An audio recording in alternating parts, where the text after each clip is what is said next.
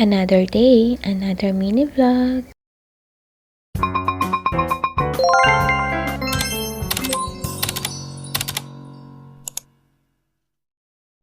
Hi mga mare, for today's video is bumili nga ako ng foam.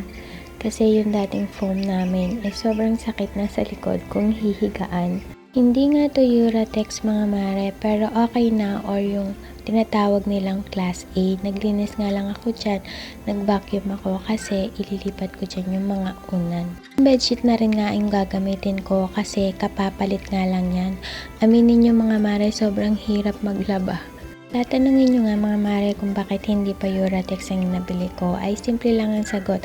Sadyang wala pa talaga kaming budget or hindi pa kasya para makabili kami ng Uratex. Kaya sabi naman ng nanay ko is magandang klase na daw yan kesa dito sa naunang foam namin na 1,000 pesos lang naming nabili. Kung makikita nyo nga mga mare, para lang siyang pinagtagpi-tagping foam. Sobrang sakit nga niyan paghihigan kasi hindi sila pantay-pantay. Unlike nitong nabili ko is buong foam na talaga siya and makapal naman siya. Ibabacuum ko nga lang yan mga mare kasi para mawala yung alikabok.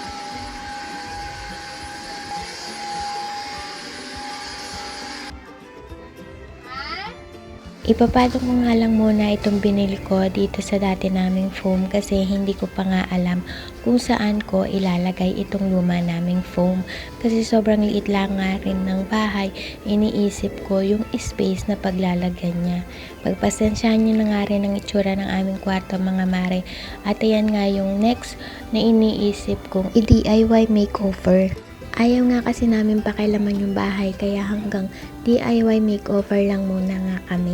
Iba-vacuum ko nga rin to mga mare. Alam nyo mga mare, simula na nagka-vacuum akong ganito, hindi na ako tumigil kaka-vacuum. Ganun talaga ata pag meron kang gamit at excited kang gamitin ito araw-araw. Kaya nga nang sinabi ko mga mare ay hindi ko na nga muna papalitan yung bedsheet namin at kasi kapapalit nga lang.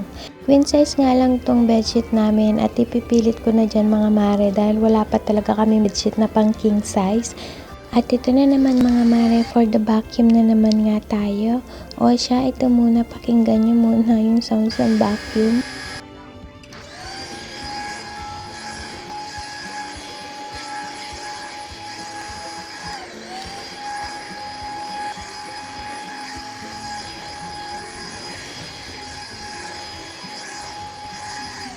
So, paano mga mare, hanggang dito na lang nga muna yung video ko. See you on my next vlog. Bye!